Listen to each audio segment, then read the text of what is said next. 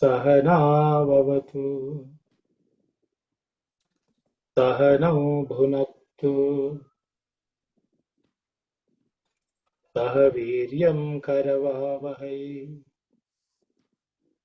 Tejasvinavadhitamastu Ma Vidvishavahai. Om Shanti Shanti Shanti.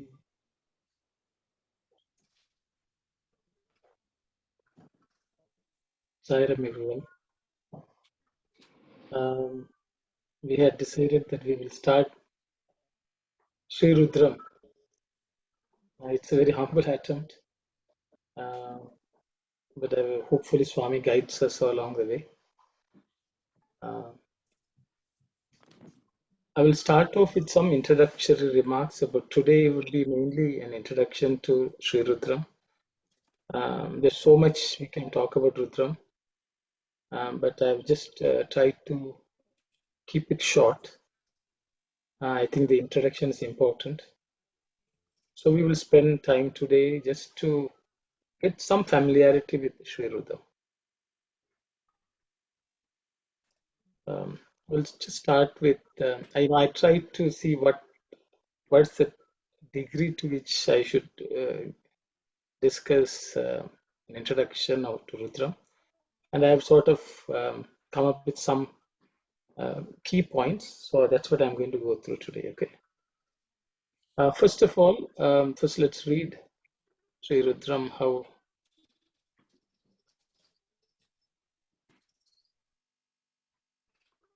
Shri Rudra Prashnaha is the most common or traditional way of referring to Sri Rudra.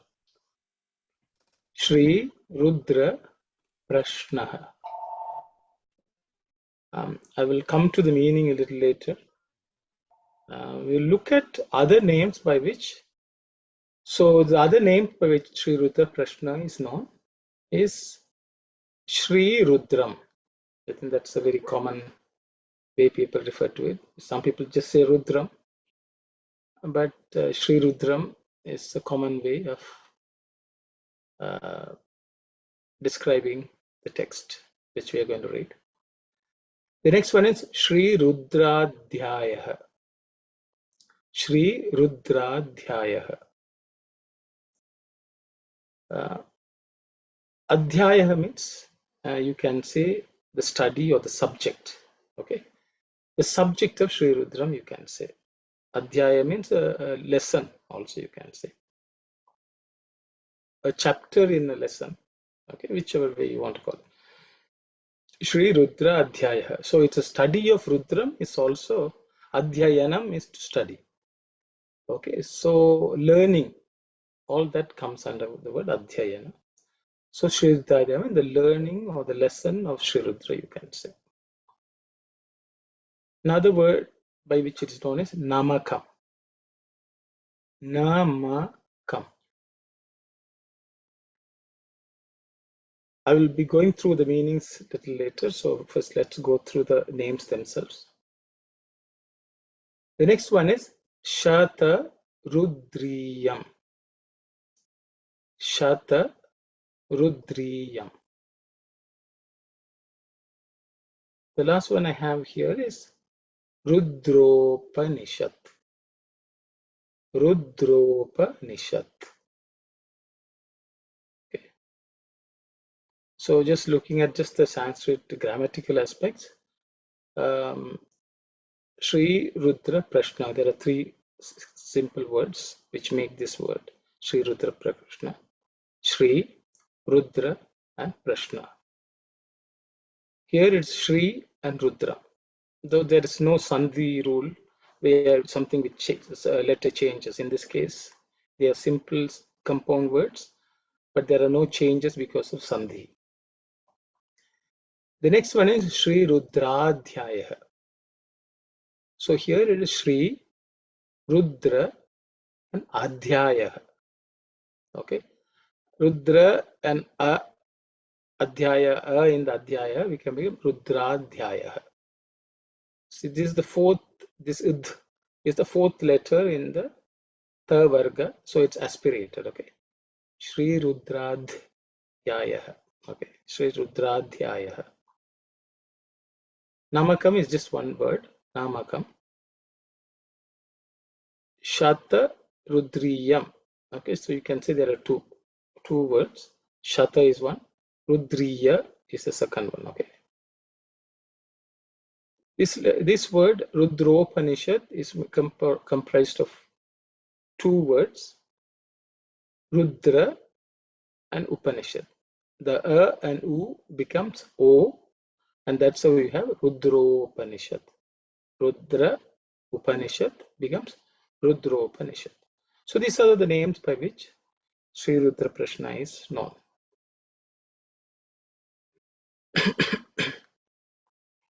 So I will, the meaning I will come to later, but I also want to let you know where is this found? We say Rudram is from the Vedas, so I think we should have some context of where it is, what chapter or what portion of the Veda it is from. So I've given some information regarding that. Okay, I have tried to use Sanskrit words, so it's an opportunity for you to read them also, and then we will discuss. I have not gone into great detail about each word. If you ask, if you feel that's needed, then I will do so.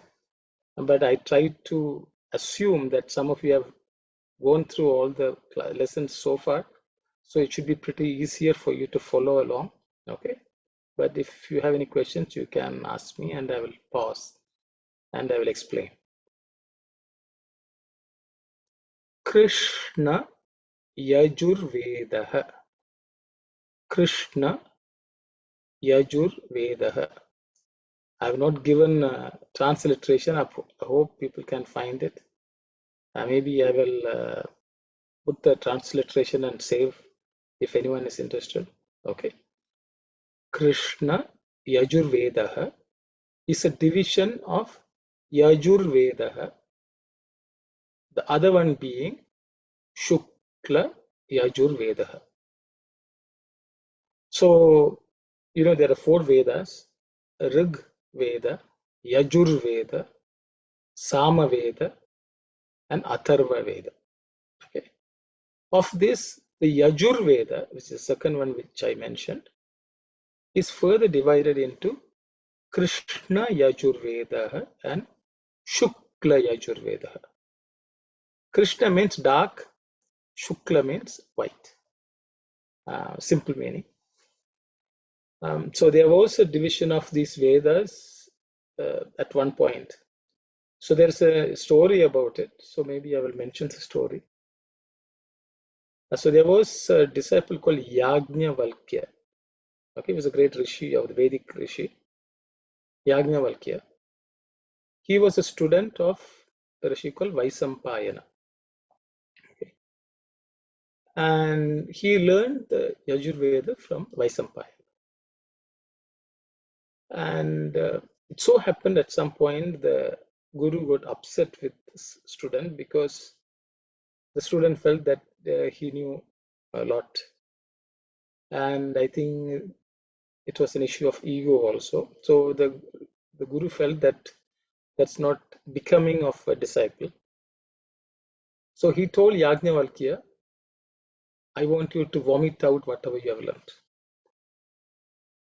So apparently Yajnavalkya vomited out all his knowledge. That means he completely emptied himself of all the knowledge. And he was only left with the Gayatri Mantra.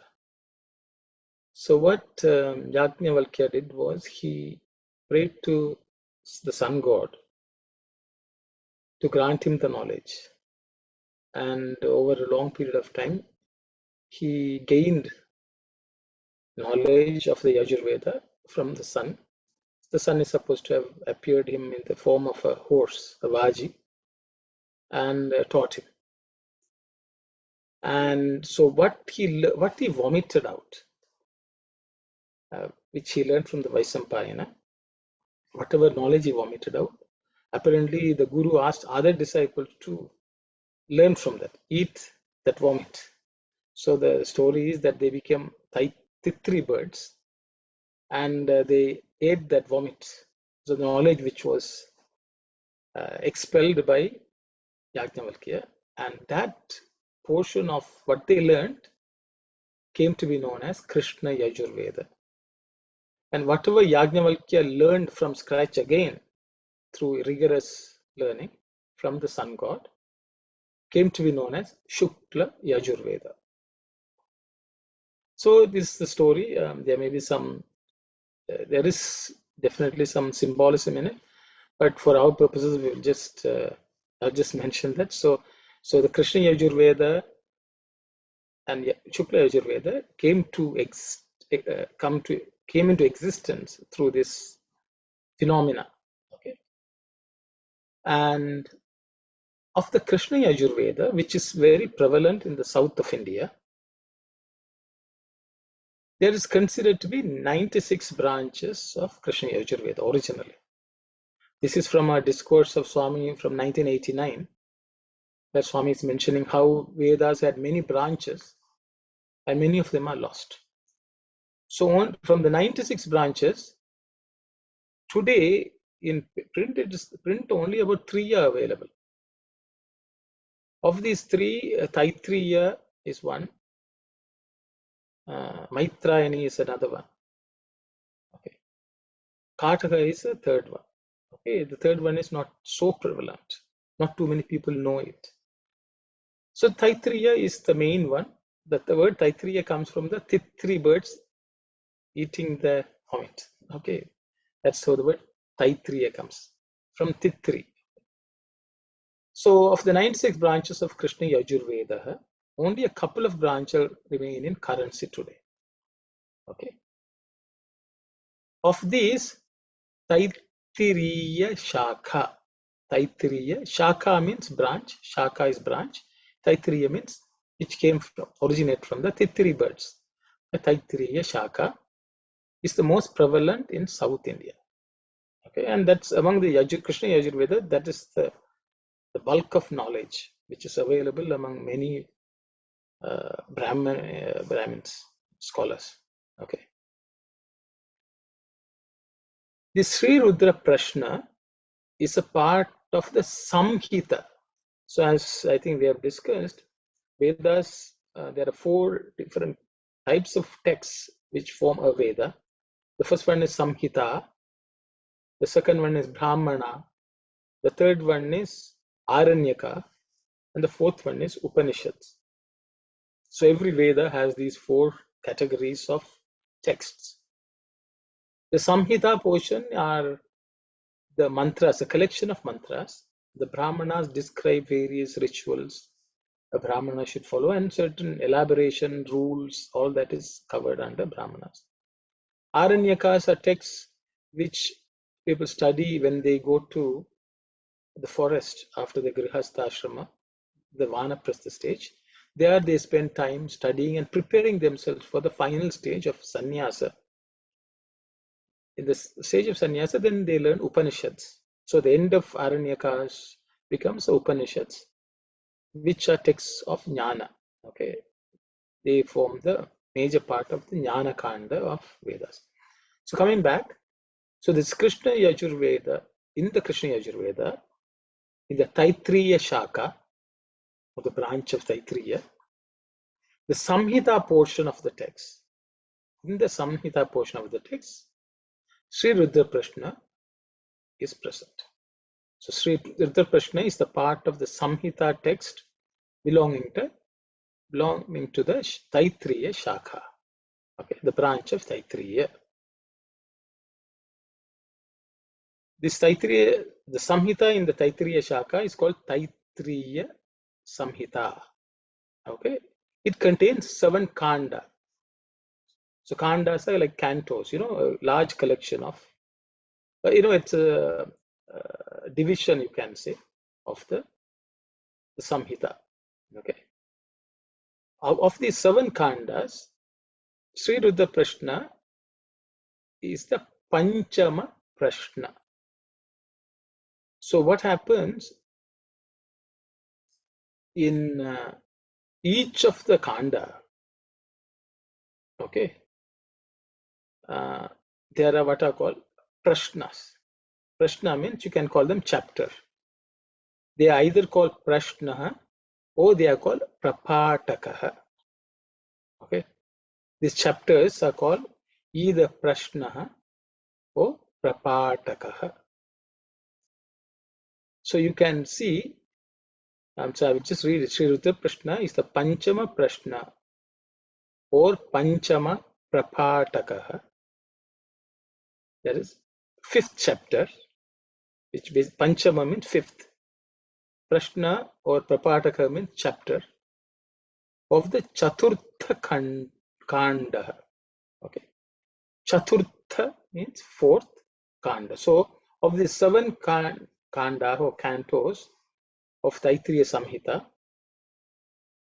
the 4th Kanda or 4th canto contains multiple Prapataka or chapters. So for all these chapters, the 5th chapter, actually there are 7 chapters, the 5th chapter of Prashna or Prapataka is Sri Rudra, which is the Namakam part. Okay, the 7th chapter, which I am not dealing with now, when we if and when we do Chamakam, that time I will talk about it. So that is the 7th Prashna. Okay, or Saptama Prashno Saptama Prapataka is the Chamakam. So for our purposes now, so this is the 5th chapter in the 4th canto of the Taittiriya Samhita, which belongs to the Krishna Yajurveda. Okay, so I just wanted you to understand where it is from. Okay, the what we chant actually has some additional mantras culled from different parts of the Vedas. We will deal with it later, but the bulk of it, 90% of or 95% of what we chant as Sri Rudram comes from the 5th chapter of the 4th canto of the Taittiriya Samhita, which belongs to the Krishna Yajur Veda. Okay, so I hope it's clear. I heard too much information maybe, but I thought I will just, anyone who is interested will know where it is from. Okay.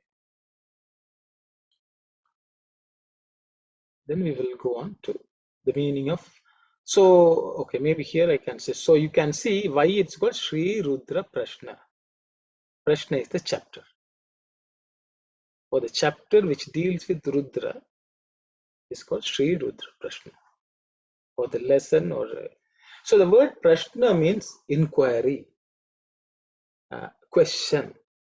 All this are meant by the word Prashna. So that means when we study, actually we are inquiring about a subject.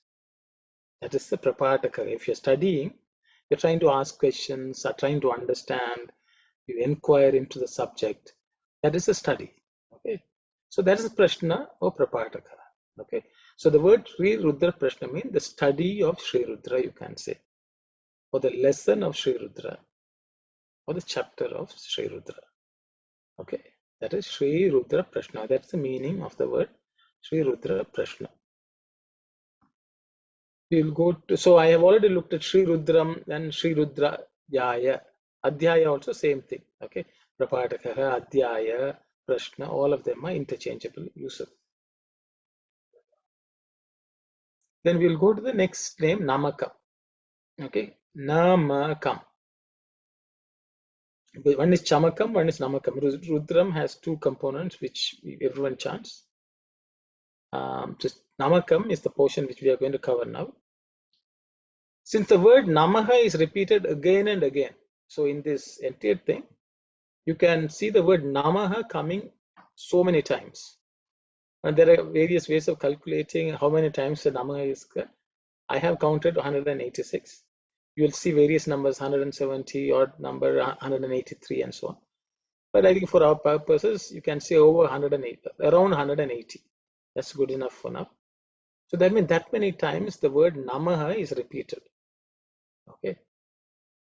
And that is why it's called Namakam. Collection of Namahas.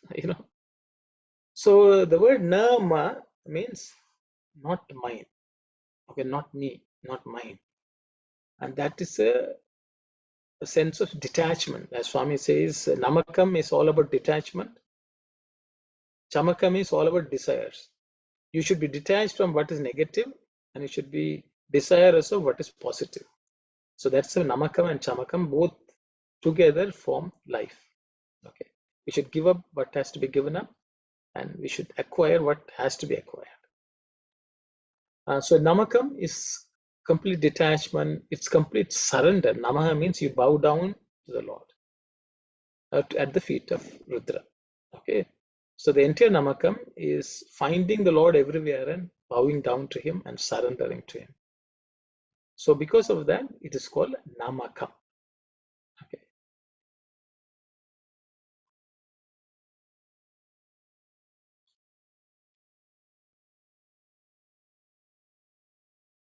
So the next name which it's popularly referred as Shata Rudriyam.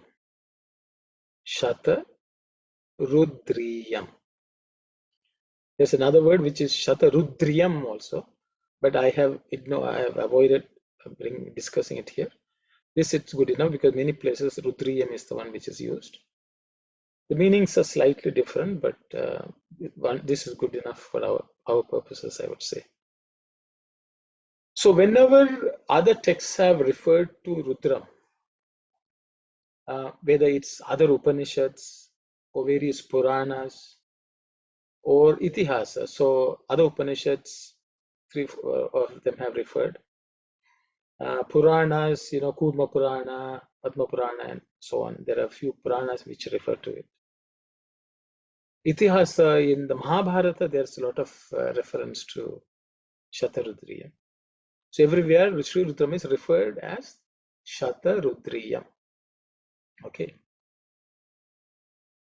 The meaning of this term has been also variously described. Why is it called Shata Rudriya? Has been another set of interpretations. I will just pick one or two, and we can discuss that.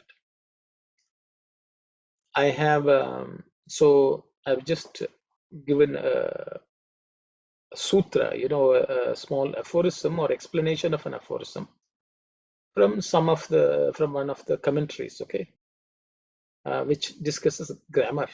Okay, the word, an example for a particular type of noun, Shatarudriyam is used, and then there are explanations of it. Okay, it's called Vartika. In Sanskrit grammar, Panini has written what is called Ashtadhyayi. And in the Ashtadhyayi, he has various sutras, okay, aphorisms. And there are many people who have commented on it. Okay, so what I call Vartika means they are commentaries on this Rudram. And in one of them, this appears. Okay, so that's where it is from. Shatam Rudra Devata Asyeti Shatarudriyam. Shatam Rudra Devata Asyeti Shatarudriyam. Shata means 100. One meaning is 100. Rudra means Rudra. Devata means forms of God. Asya iti. Asya iti is Asya iti. That is this text. Okay. Iti, thus it is called Shatarudriya. So this text describes the Lord hundreds of forms. Because of it, it's called Shatarudriya. Okay. So Rudra is extolled in hundreds of ways in the sacred text, thus it is Shata Rudriya. The word Shatam is considered also as indicating endless names, because in Sanskrit you will see the word in Vedic text, the word Shatam, Sahasram, Sarvam, all these words come. And in the Mahabharata, there's a definition of what is the meaning of Shatam, Sahasram, and so on. And they say, Shatam Anantam Bhavati. Shatam Anantam. Shatam Anantam Bhavati. Anantam means endless. Anantam. Anta is endless. Anantam means no end. So infinite. So the names of gods are infinite. So infinite names of Rudra is Shata Rudriya. Okay, that way also we can take the meaning. There's another, I don't know. Okay. So there is, we looked at 96 branches of Yajurveda, Krishna Yajurveda. And then if you put Shukla Yajurveda also, if you want to look at the entire Yajus. So the Yaju Shakas are numbering in hundreds. Okay. So this Rudra, which is the essence of all these hundreds of branches, Shakas, that is why it's called Shata Rudriya. It's also another interpretation, because there are so many Shakas, hundreds of Shakas in Krishna Yajurveda. And Rudra is the essence of all that is contained in those branches of knowledge. So it is the essence of everything is contained in this Sri Rudra. So that is one of the meanings, for which people say is always referred to as Shata Rudriya. Okay, I could have put a few more, quotations, but it will take up so much time. I think this is good enough from an introduction perspective. So the next name is Rudropanishad. Rudropanishad. Okay. Among the three divisions of Vedas, Karma, Upasana, and Jnana Kandas, Sri Rudram occurs in the Karma Kanda, a mantra for Homa, sacred fire sacrifice. So the thing is, the Samhita portion is considered Karma Kanda. So the mantras which are present there are used in yajnas, okay? And that way of worship is called Karma Upasana, okay? Karma or Upasana also, you can worship the Lord. So generally Rudram is used as yajna, it's used for Abhisheka Puja, and these are considered to have impact in the world, the physical plane, and also the mental plane. Okay, Karma and Upasana. The Jnana Kanda is usually Upanishads. However, though Rudram is present in the Karma Kanda, it is considered an Upanishad because it extols the Supreme God in his universal aspect, beautifully bringing out his omnipresence. So Sarvantaryamitvam, okay. So presence in everything, within everything, okay. So all these are described in Sri Rudram, which is the domain of Upanishad. Upanishad allows us to see Lord everywhere and understand his presence everywhere and realize that, and that is considered jnana. And because such sublime knowledge is present in Sri Rudram, that's also called Upanishad, even though it is present in the Karma Kanda, where it is used for yajna or homa. Okay. Descriptions of true nature of God and the ways of attaining him are the subject matter of Upanishads. So that is one reason we are also studying. See, Karma Kanda, if you're doing for yajna, you can learn to recite, do yajna, there's benefit. But Upanishad means you go understand the meaning of the words, contemplate on the meaning of the words, and also make our life experience such that we experientially understand the meaning which is contained in the Vedas. For that, we have to learn the meaning. See, there is always this raging debate. Should you know the meaning of a mantra? This is standard discussion. The reality is, the idea is that even if you chant without knowing the meaning, you will benefit. For example, if you take a medicine without knowing what the components or constituents of the medicine will definitely cure us, whether we understand the chemical composition or not, or the reactions in the body, no problem. You take the medicine and you will benefit from it. Anyone who eats food, whether they know the nutrition, what's contained in the food or not, will benefit from the food. So as a child is given medicine, as a child is given food, the child eats and the child grows. So eating food without knowing what you are eating, you will grow. But the problem comes when you have diseases, when you have become an adult, when you have certain diseases, you need to know what you are eating, how much of it you should eat, how you should eat. All that knowledge becomes essential. If you have diabetes, you should know what food contains sugar, what food does not contain sugar, what food is good for diabetes, and so on. So that is knowledge. So you can't just eat any food wherever you go. As we grow older, I think everyone knows, everyone learns what is in this food. Does it agree with me? Then only you can. As a child, you can digest anything and grow. But when you have certain diseases, you need to have the knowledge, appropriate knowledge, so you can use the food in such a way that you are free from the disease.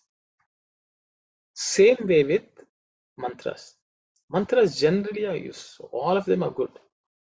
However, if you want to use it the best way possible to derive maximum benefit from that, you need to have some knowledge, and that some knowledge can be applied. Even if you go to a doctor and the doctor explains what you should do, you need to know how to apply that knowledge which the doctor has given in your own daily practice.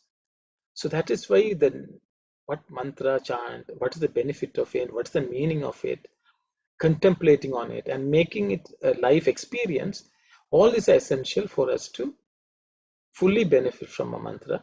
And that is why it should be approached. So any Upanishad should be approached in such a manner that we learn the meaning so that we can apply it in our lives. So that is the whole idea of learning the meaning of the names in Rudra. Chanting by itself has its benefit, no doubt. Will it take us forward? Yes. But then that means you have to have full surrender to the teacher and follow as informed. You should not say, oh, I will change this or not. For example, if you go to a doctor, the doctor says this is the prescribes a certain process of treatment, we should not question it. We should fully submit. Whether we like it or not, we should do what we are told. But human nature is that we try to tinker with it. So if that is so, then we should learn all the secrets or the meaning of what is being taught to us. Okay. So sorry for the longish discussion of Upanishad. So the way we are approaching Sri Rudram is as an Upanishad. We are not doing Homa, we may not be doing Abhishekam, but we want to understand and apply it in our daily life. So we are approaching in this exercise of understanding the meaning, we are approaching Sri Rudra as an Upanishad. Okay.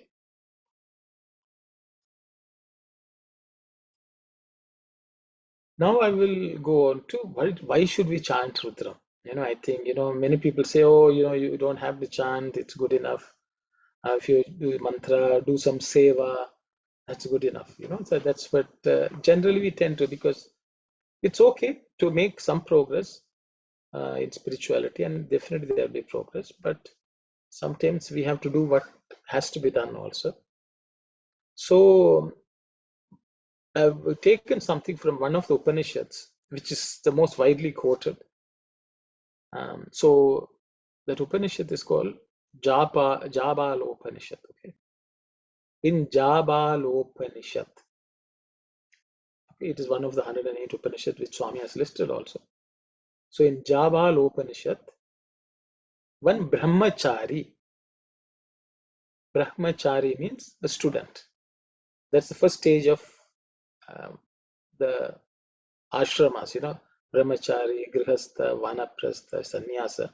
Brahmachari is a student who is learning, okay, who is in the path towards Brahman, brahmachari. Okay. The student is asking his guru, Yajnavalkya. So Yajnavalkya had a student who was asking him the question. Okay. Incidentally, we just talked about Krishna Yajurveda and Shukra Yajurveda. Yajnavalkya was the instrumental, had a great role in Yajurveda. Okay. The question by Yajnavalkya. So, you can see Yajnavalkya is the teacher and Brahmachari, one student, is asking the question. Kim japyenamritatvam bruhi. Kim japyenamritatvam bruhi. Kim means what? Okay. Japyena amritatvam. It's a sandhi. Japyena amritatvam. Japyena means by reciting. Japyena, japai, okay. Japa is recital. Japyena means by reciting. Amritatvam. Amritatvam means immortality. Okay. The victory over death. Mrita means to die. Amritatva means immortality, not dying. Bruhi, tell. So the disciple asking, oh Guru, tell me, Bruhi, Kim, what? Japyena, by reciting what? Amritatvam. That is, through what? Reciting what? Immortality. That's what in Sanskrit, if you want to translate it in English, so I have translated it.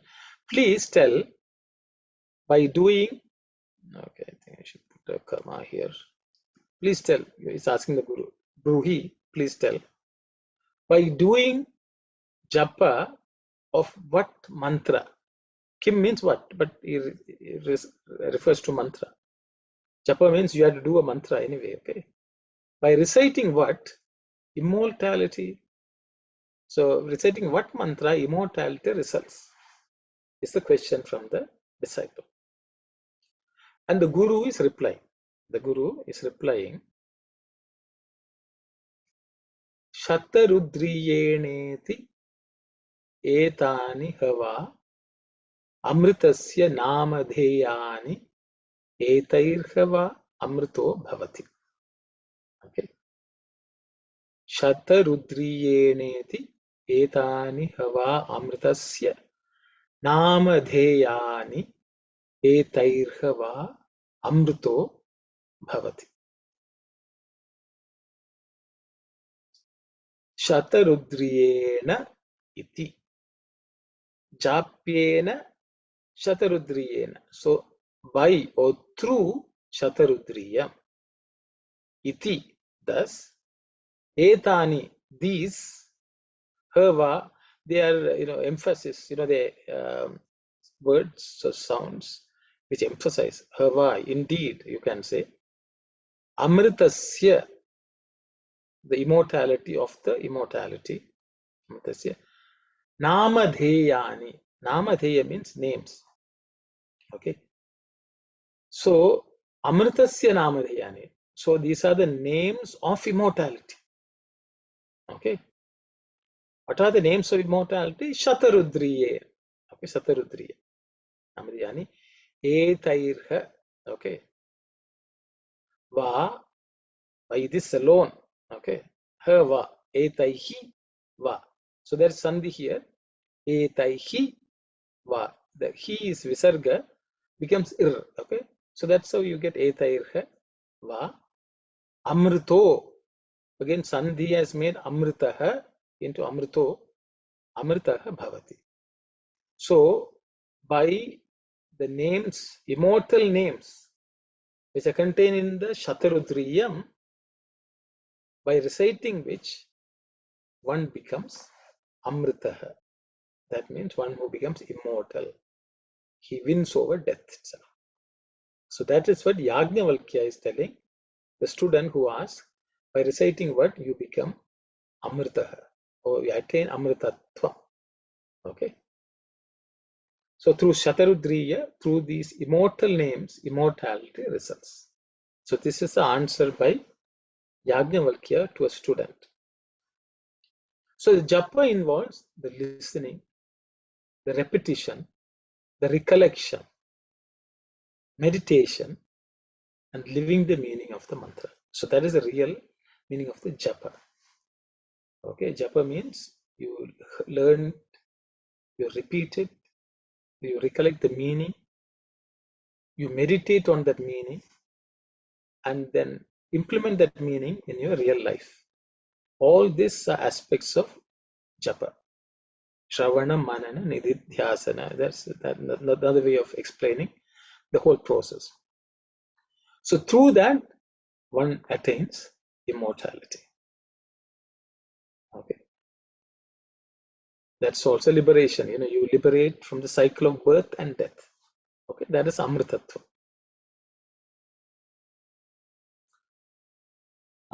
So that itself shows the importance of Sri Rudram.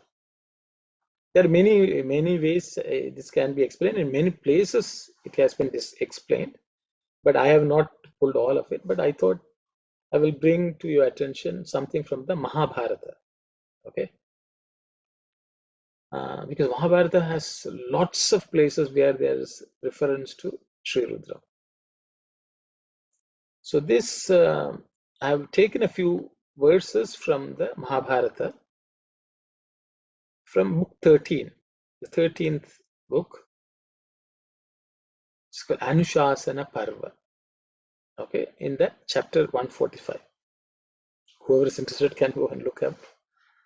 So in Mahabharata, what happens is the Pandavas, Krishna takes the Pandavas to Bhishma, Lord. Okay, Bhishma is in his deathbed, or his bed of arrows, and Krishna asks him to teach them on discourse them on various topics, dharma, this, and so on, and answer any questions the Pandavas may have.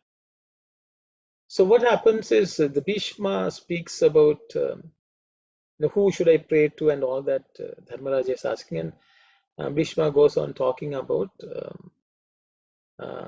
Vishnu, and he has given the Vishnu Sahasranama and so on. And then Yudhishthira asks Bhishma to talk to him about Kapardin or Shiva or Mahadeva. And then Bhishma says, I am not qualified. I am not qualified to teach you about Rudra or Mahadeva or Kapardin. The best person is Krishna, who has in his own life practiced it and who has benefited immensely by that. So he is the best candidate to talk about Shiva or Rudra. So this is what Bhishmacharya says.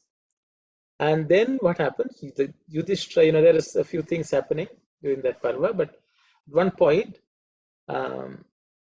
Yudhishthira was told by Krishna that Krishna had told Yudhishthira that he learned something from Durvasa and that has helped him. Okay, achieve many things. So then Yudhishthira says, Yudhishthira Uvacha. Yudhishthira Uvacha. Just to pay attention to the Sanskrit sounds, Yudhi, it's a fourth letter in the Ta Varga, so it's aspirated. Yudhi, Ush. That's a cerebral Ush, that's half sure you can see. Then Thi, the second letter in the Ta Varga, okay? So Thi, with aspiration, you should say Yudhishthira. Okay, Yudhishthira Uvacha. So I mean Yudhishthira is saying. Uvacha means said. What does Yudhishthira say? Durvasasaha prasadatte yat tada Madhusudana. Durvasasaha prasadatte yat tada Madhusudana avaptam iha. Okay. Avaptam iha vijnanam tanme vyakyatum arhasi. Vyakyatum arhasi. I have not gone through too much detail breaking the words. I hope it's okay. Okay, this is not the main part, but I thought for anyone interested, you can read. So I didn't spend a lot of time trying to analyze and give you the explanation of each word, but I will just speak about it. If somebody has question, I will address it. Okay, Durvasa Saga means Durvasa. Prasadate, who has given you. Prasadam means Date means who has given you. Okay, what was given by Durvasa. Yat tada Madhusudana. Madhusudana is so Yudhishthira is addressing Krishna as Madhusudana. Madhusudana. Okay. Yat tada. Yat, by which, tada, then, avaptam iha means you obtain something, whatever you obtain, what is obtained is avaptam iha, in this world. Okay, you can say vijnanam, that is the supreme knowledge. Vijnanam tat, that. So yat tat. Okay, that which you learn from, you were granted by Durvasa, through which you attain jnana, vijnana, that me, to me, vyakyatum, explain or describe in detail, expound, arhasi, I want to. Okay, so arhasi means it is the proper thing for you to do. Okay, the proper thing for you to do is to explain to me whatever benefit you derive from Durvasa, through which you gain vijnana. So that is what Yudhishthira is asking Krishna, Madhusudana. Okay. Then he goes on to explain a little further, so that Krishna understands. Okay. Mahabhagyam cha yat tasya namani cha mahatmanah. Mahabhagyam cha yat tasya namani cha mahatmanah. Tattvato jnatum ichchami sarvam matimatam vara. Mahabhagyam cha yattasya namani cha mahatmanah tattvato jnatum ichchami sarvam matimatam vara. Okay. Mahabhagyam, so that is a great blessing. Okay. Chayat, by which, tasya namani, those names. Okay. Cha mahatmanah, of the Mahatman, Paramatman. Okay. Tat tvatto, okay, that principle. Okay. Jnatum ichchami. Jnatum means to know. Ichchami, I wish to know. Sarvam, all. Matimatam varga. In very great detail, the Supreme One. Okay. So he's asking, I desire to know the great blessing which these names provide. Okay, of the great person, Mahatman. Please, I want to know this. So that's the request from Yudhishthira. One second.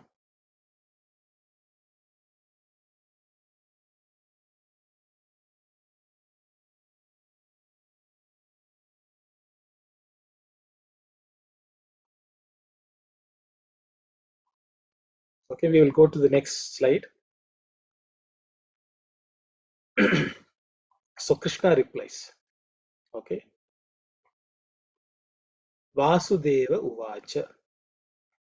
Vasudeva is Krishna.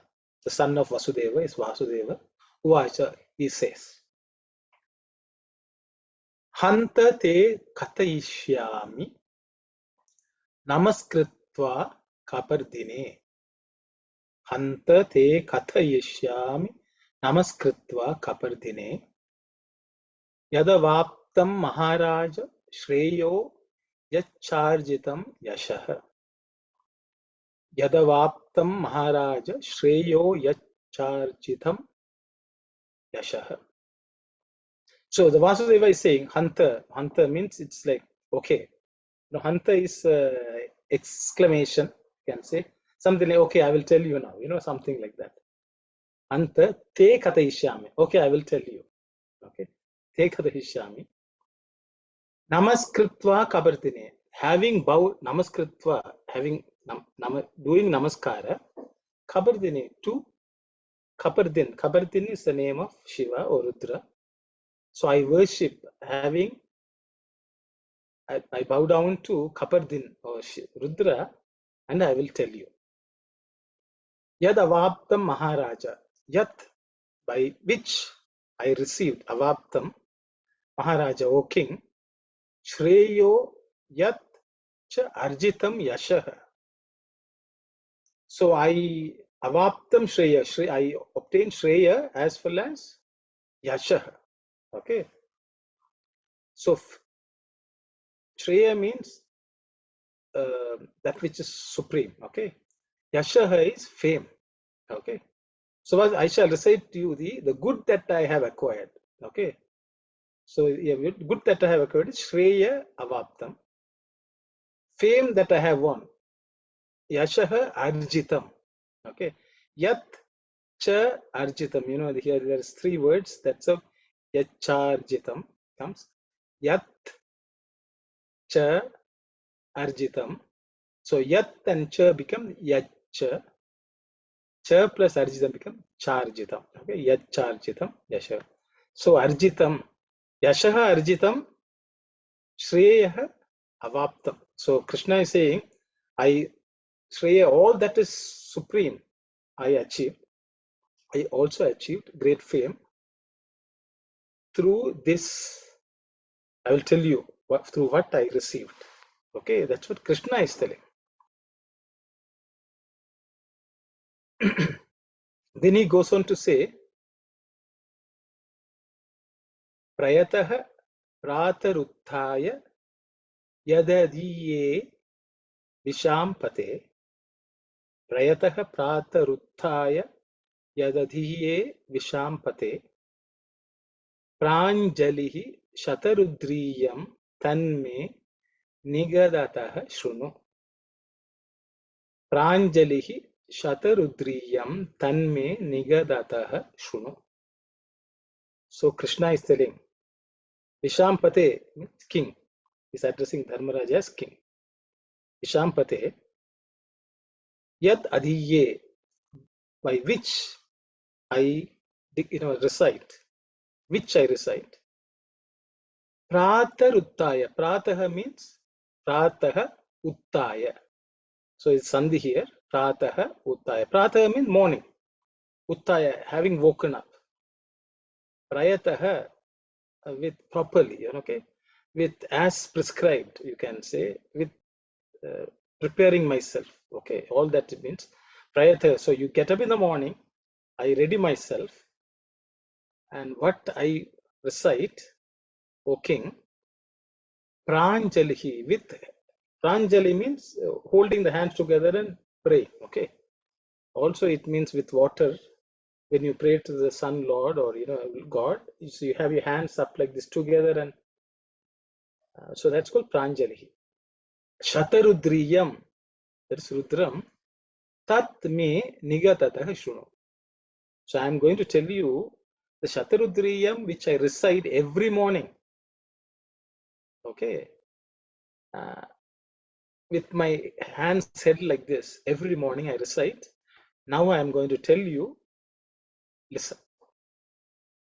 So this is an admission by Krishna that every morning he has been chanting Shata Rudriyam, through which he had attained such greatness and such great fame.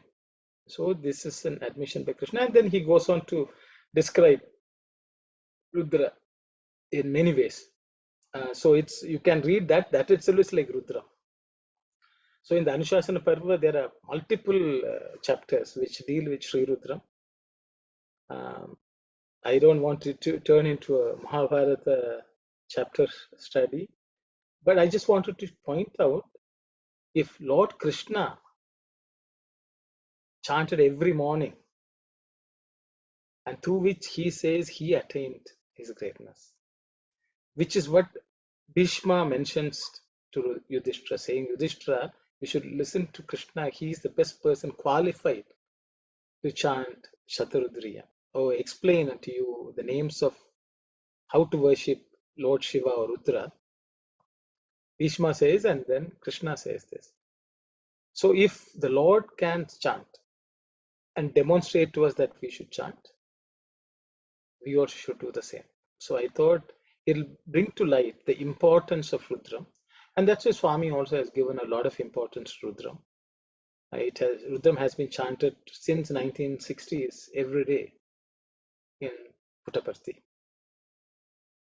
So I think all of us should understand the importance, and so this will give us the enthusiasm to learn and understand the meaning and benefit from that. Okay, so that is the whole process. There are many other ways I can talk about the importance or the benefits of Rudram, but I will not go into that detail. If there is an opportunity, maybe we can do it separately. But we will launch into Rudram proper and then try to understand. So, to study the meanings of Rudram, by Swami's grace, I have been able to collect some material and start the study. So I have tried to make it as exhaustive as possible, comprehensive as possible. So there are many great Sanskrit scholars who have written commentaries on this bhashyam, explanations of various names. So in what I'm going to present for the next little while, I'm going to rely on these. Okay, these are all Sanskrit commentaries on Sri Rudra, written over the past 2000, 3000 years. Okay, the contributors are Sayanacharya. Okay, he is one of the most famous commentators on Vedas. Sayanacharya, he has done immense work. Okay, so his work. Bhatta Bhaskara is another one, was commented extensively on Sri Rudram. Then there is Kanda Deva. There is a text called Shiva Rahasya, in which Skanda Deva's work is there. He also refers to many things which Bhatta Bhaskara uses, so I will use them also. Then there is someone called Abhinava Shankara. Abhinava Shankara. Abhinava means new Shankara. Okay, he is considered to be as erudite as Shankaracharya himself, Adi Shankaracharya. It's also believed that he came in the lineage of Shankaracharya. So he's called the new Shankara. So he has written a nice commentary with certain philosophical aspects, borrowing from the Bhagavad Gita, from Bhagavatam, Ramayana, and so on, various Puranas and Ithihasas. So we will look at that. Aho Bala Bhatta. So this is another contributor. He's from Andhra Pradesh, from the 13th century or so on. He has also done some work. The last one is Vishnu Suri. Vishnu Suri has dealt with it from a very philosophical point of view. The Upanishad, the Rudra Upanishad or Rudra Prashna. So I will be referring to these works by Swami's grace. Of course, what Swami has said also will trump all this for our purposes. I will include from discourses of Swami also, wherever it's applicable. So that's the way we are going to pursue the study of Sri Rudra. there are a couple of ways we can do, if I do justice, it will take quite a few sessions, maybe a year. I hope if you're okay with it, I will go through that process. If somebody wants a fast track, then we will do it quickly. The proper way to do it is for each mantra, there are dhyana shlokams. So we can take that slightly longish route and study. So I'm thinking of taking the slightly longish route, because if you just rush through, you can read a book and get the meaning. But if you want to do a proper study, I think we should spend a little bit of time. I hope you all are okay with it. With these thoughts, we will start off from next week with Sri Rudra mantras. I hope by way of introduction, this was okay. I hope I did not bore you all with information, but I felt it was important that we spend some time.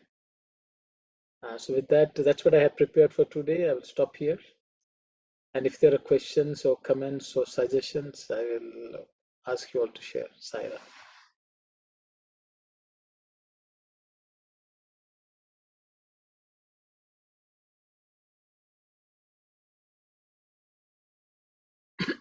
Okay, thank you, Sister Dushi. Sister Dushi wants the longer route, so we will do that.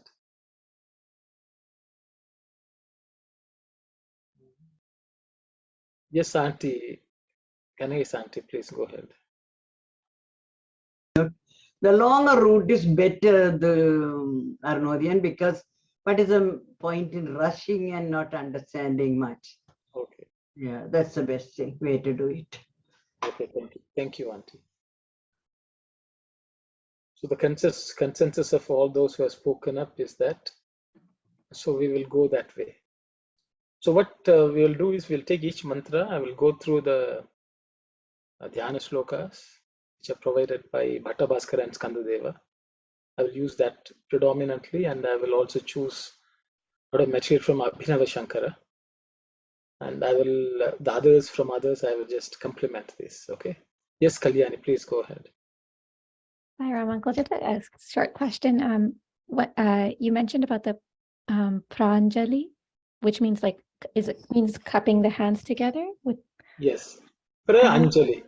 That's this gesture of this is generally called pranjali. Okay. Pranjali, pranjali. And it's supposed to be also. It also means to hold water in your hands or offer water. So what happens is, before any prayer, they touch water. Okay, so the belief is, you go to the river, you touch the water, the water is poured out, and then you worship, things like that also. Anjali, Jala is part of it. So generally, for all Sanatan Dharma rituals, water is touched before you pray. And, they will take a couple of sips also. And then only you are supposed to pray. So, they will wash your hands. They will ask you to take a couple of sips of water, then you wash your hands, and then you pray. This is standard practice before you worship. So you purify yourself, touch water, and that's prayataha. You prepare yourself, and then you pranjali, and then you raise your hands. That's what I refer to. I hope it's clear. Okay, that makes sense. So it's like a symbolic purification. Yes. And is that something relevant for us, like when we chant or? See, purification is an important part of everything. Like, for example, Swami has said you can chant the Gayatri everywhere. But there's a prerequisite. People forget to listen to the but. But the only requirement for chanting Gayatri everywhere is purity. So the thing is, physical purity, mental purity, and Atmic purity are insisted on. And so we remind ourselves, just the way if you had to do anything in the world, they will say, wash your hands. Now with COVID, everyone is wash your hands enough number of times. That means physical purity.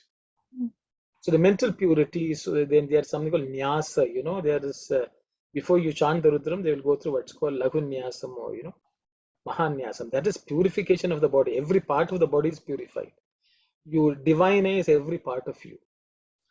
So that has to be, they go through a detailed process so that we tell ourselves that we should be pure. Even to worship God, you should be pure. That's prayataha, and pranjali, then humility. So those are covered by those two words. That's why I mentioned. Okay, so any prayer we should. Why do we chant 3 ohms before? Why don't we just launch into bhajan? Om itself is supposed to be a purificatory process for preparing ourselves to pray. 3 ohms because physical, subtle and the causal, all 3 bodies are purified. So I think we need to recognize the need for purity before we pray. So all that is covered. Okay, I hope that. Thank you. Yeah, thank you. Yes, Brother Thasan, you have a question. Yeah, just Brother Sairam, brother. I have to thank you for the time you put, so making the slide, and you do the 1 hour slide, but behind the scene, you put a lot of hours and you have to go through books. It's like writing another book for us, and whatever you have taken any decision, I'm okay with that one longer. So we are very grateful for that one. Thank you, Brother Sairam. Sairam, Brother Sairam. Yeah, the reason is, many of this information is available in Sanskrit. All these commentaries are available in Sanskrit. But there are no detailed translation of many of this, unfortunately. Because I think it's important that they should not provide translation, because once a translation there, people don't go and study Sanskrit. But there's so much wealth of knowledge. And I understand its work, but sometimes an excuse like this is good for my own study. And so I had been working on this for a while, collecting information and studying. I never felt that I should, I am ready to share, but things have forced myself. So it's a good discipline for me to also go through and discuss, study, contemplate, and pick what is the most appropriate and share with you all. And so I'm the biggest beneficiary more than anyone here. So if you go through the detailed one, I think that information will be useful for people who want to do some serious study. Because the reality is, there are people who know Sanskrit studied very well. They can just read it just like any other book, and they benefit.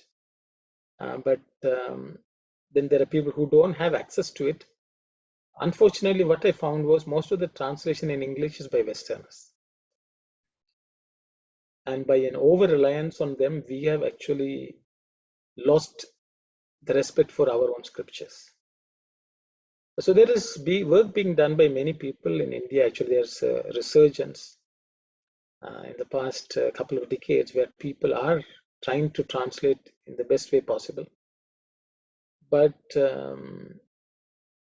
unless we take up study of Sanskrit in a deeper way, we will not benefit ourselves, nor will we benefit others.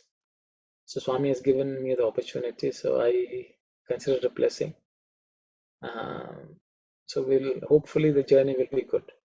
And I thank you all for listening patiently to what I have to come and say every week. Through this process, maybe we'll come up with the material which can be published. Who knows? We'll see. Sahiram, brother. Thank you.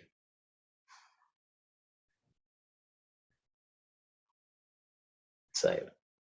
So I think if there's nothing else, we will close today session with Samastaloka and Shanti. Okay, Sahiram, everyone. Om